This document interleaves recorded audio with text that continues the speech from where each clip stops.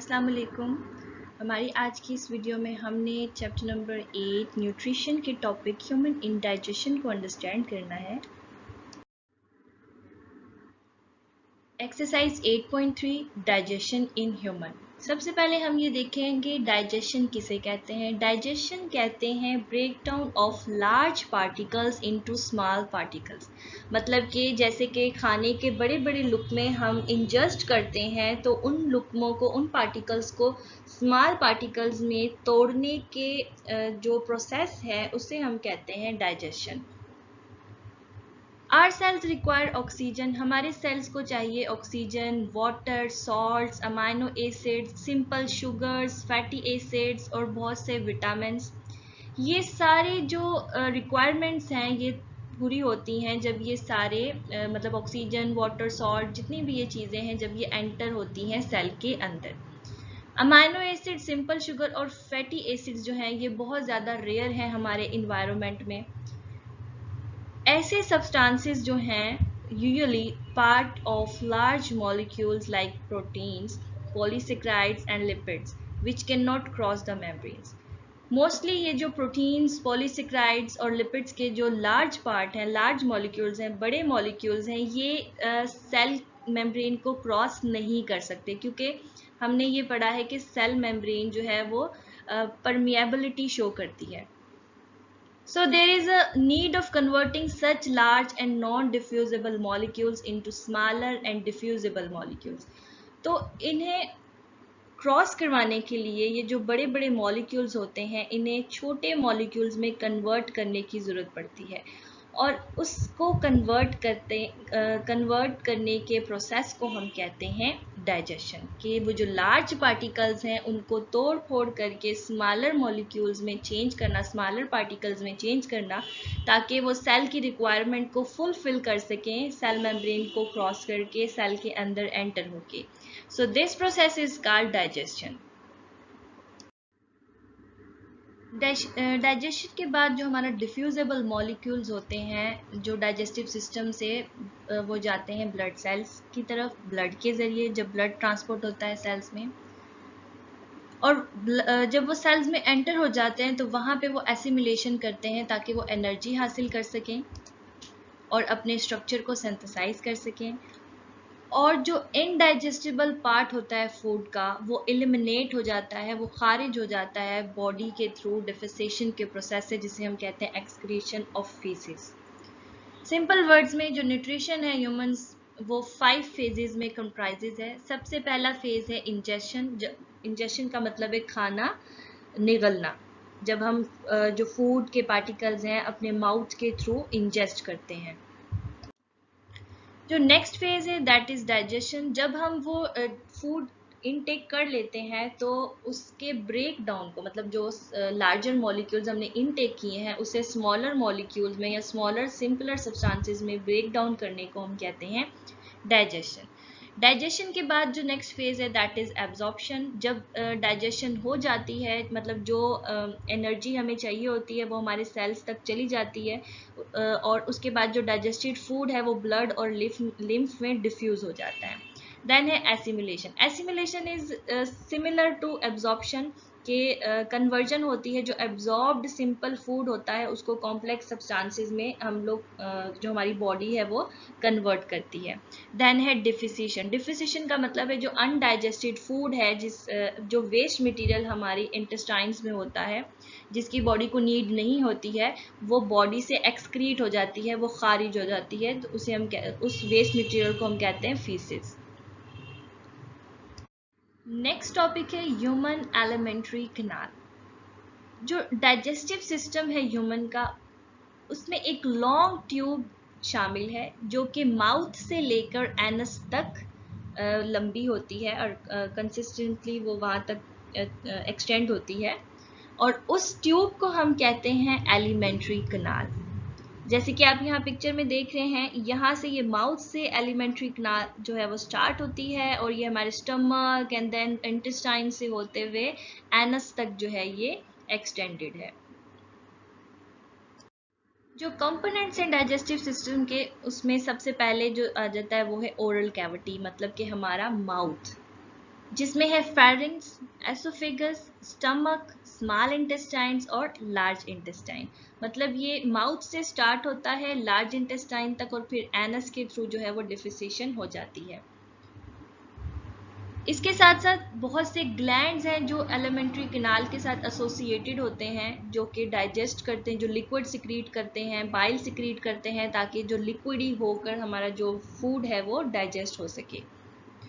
और वो जो ग्लैंड्स हैं that are salivary glands, pancreas और एक लिवर। लिवर सबसे बड़ा ग्लैंड है हमारी बॉडी का। सलाइवरी ग्लैंड्स जो है वो थूक प्रोड्यूस करते हैं, हमारी माउथ में लॉब जो है वो प्रोड्यूस करते हैं, ताकि जो हमारा फूड है वो लिक्विड ही हो जाए और आसानी से हम उसे च्यू कर सकें, उसे चबा सकें। उसके बाद पेनक्रियाज और लिवर जो है मिलके एक ग्लैंड जो बाइल जो है वो सिक्रीट करते हैं ताकि डाइजेशन हो सके फूड की। We will go through the structure and functioning of digestive system by assuming how a bite of bread, roti taken with some dish like mutton is digested, and how small molecules like amino acid, simple sugar, fatty acid, vitamins etc. are provided to cells. ये digestive system की functioning हम आप ऐसे समझेंगे कि अगर आप एक रोटी का लुकमा खा रहे हैं किसी भी सालन के साथ, लाइक मटन के साथ, किसी भी डिश के साथ, और वो किस तरह से आपके मुंह से होते हुए आपके स्टमक में जाता है, और फिर उसके अंदर जो फैटी एसिड्स हैं, वाइटामिन्स हैं, जो उसमें वाटर है, सॉल्ट है, वो किस तरह से एब्जॉर्ब हो जाता है, सेल में चला जाता है, और जो वेस्ट अनडाइजेस्टेड फूड है वो किस तरह से एनस के थ्रू हमारी बॉडी से एक्सक्रीट हो जाता है। डाइजेशन में सबसे पहले जो आ जाता है प्रोसेस वो है ओरल कैविटी, जिसमें हमने खाने की सिलेक्शन करनी है, ग्राइंडिंग करनी है, और इसमें पार्शियल डाइजेशन होती है, मतलब हाफ डाइजेशन, फुली डाइजेस्ट नहीं होता यहाँ पे खाना। ओरल कैविटी क्या है? एक स्पेस है बिहाइंड माउथ, हमारे माउथ में आप यहाँ देख सकते हैं ये एक फेस है, और ये यहाँ से ओरल कैविटी जो है वो स्टार्ट होती है। फूड सिलेक्शन जो है वो सबसे पहला इसका फेज है। हम लोग फूड सेलेक्ट करते हैं, लाइक कौन सा खाना हमने खाना है, और वो हमारे टेस्ट पे डिपेंड करता है। अगर तो फॉर एग्जांपल आपके सामने एक मटन की डिश पड़ी है, एक ओल्ड है और एक अभी जो है फ्रेश कुक्ड है, तो आपने टेस्ट करके देखना है। अगर तो उसका जो टेस्ट है वो ओल्ड फेल्ड होगा तो आप उसे रिजेक्ट कर दोगे, आपके जो दांत है उसमें एक अजीब सा खट्टापन सा आ जाएगा, आप उसे लाइक नहीं करोगे। और अगर वो या उसमें कोई डर्ट है, वो गंदा है, तो वो आपके जो टेस्ट बर्ड्स हैं उसको रिजेक्ट कर देंगे। सो हमारे टेस्ट बर्ड्स का बहुत इंपॉर्टेंट जो पार्ट है फूड सिलेक्शन में। इसके बाद जो हमारी सेंसेस हैं, स्मेल और विजन की, ये बहुत ज़्यादा हेल्प करती हैं सिलेक्शन ऑफ फूड में। सो ये ओरल कैविटी से रिलेटेड होती हैं।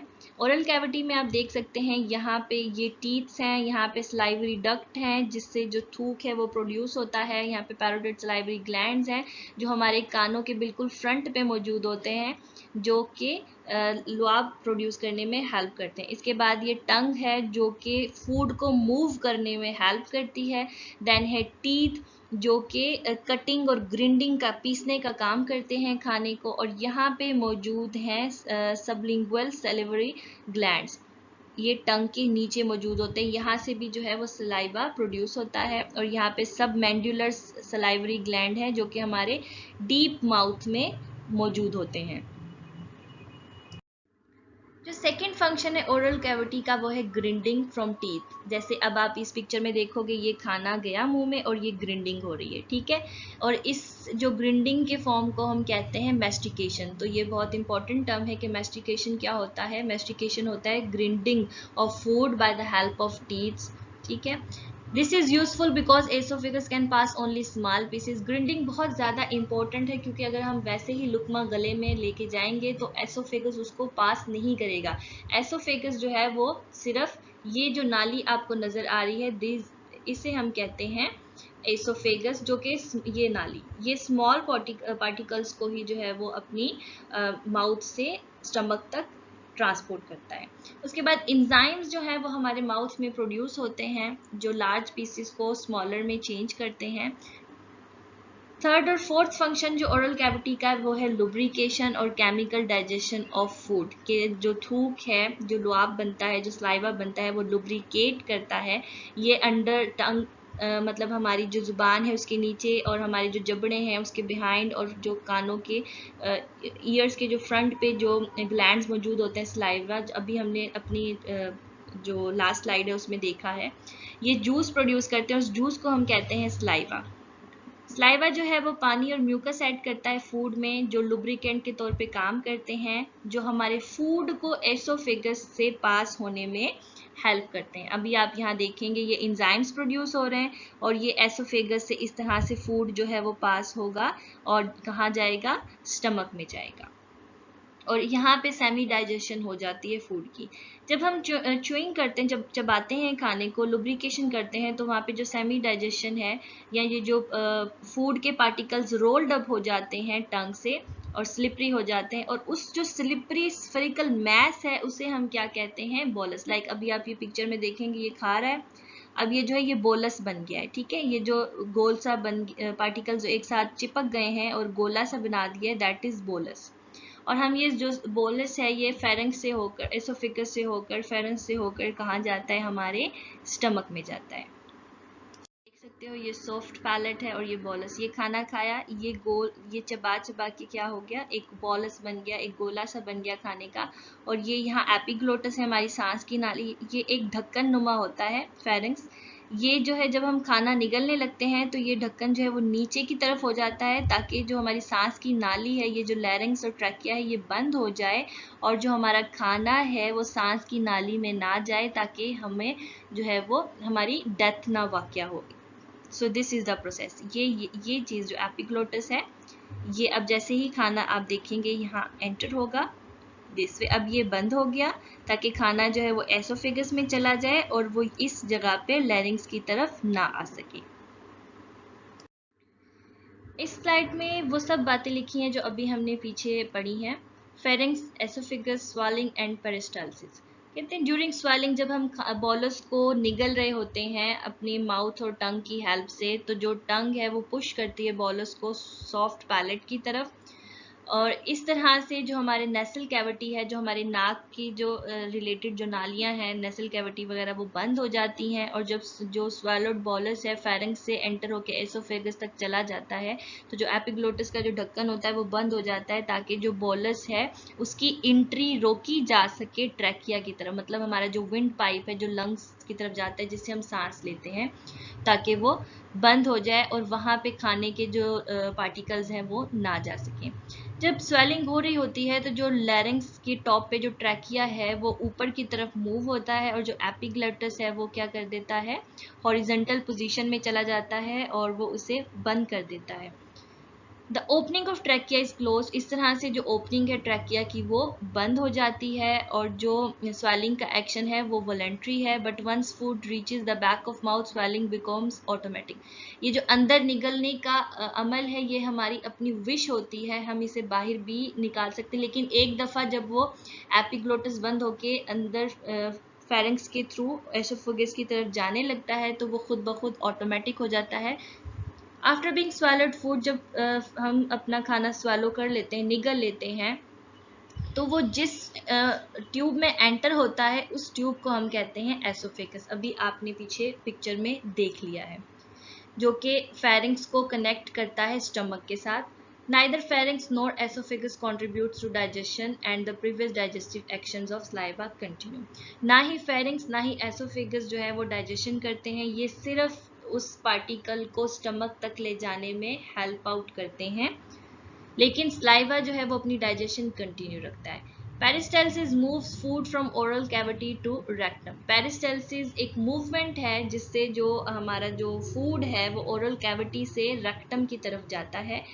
तो पेरिस्टाल्सिस को हम वेव्स ऑफ कॉन्ट्रैक्शन एंड रिलैक्शन भी कहते हैं स्मूथ मसल्स में एलिमेंट्री कैनाल वॉल्स की। एलिमेंट्री कैनाल हमने अभी पढ़ा था कि माउथ से लेके एनस तक जो ट्यूब है जो हमारे खाने को स्टमक से फिर इंटेस्टाइन से और फिर एनस तक लेके जाती है और फिर एक्सक्रीट हो जाती है, उस ट्यूब को हम कहते हैं एलिमेंट्री कैनाल। आइए इस प्रोसेस को हम दोबारा देखते हैं। यहाँ से फूड एंटर हुआ, ये यहाँ पे, अब यहाँ पे जो ग्लॉटस है ये बंद कर देगा ट्रैकिया की तरफ जो नाली है उसे बंद कर देगा, ताकि खाना जो है वो सांस की नाली में ना जा सके, बल्कि ये यहाँ से एसोफेगस में जाएगा। अब आप ये देख रहे हैं, ये यहाँ पे ये एसोफेगस में जा रहा है और यहाँ से ये नेक्स्ट जाएगा स्टमक में। यहाँ पे ये ग्लॉटिस जो है ये बंद हो गया है और ये इस तरफ इस नाली में आने की बजाय ये यहाँ एसोफेगस की तरफ जाएगा। This was all about today's video. I hope you understand the process of digestion. Thank you for watching the video.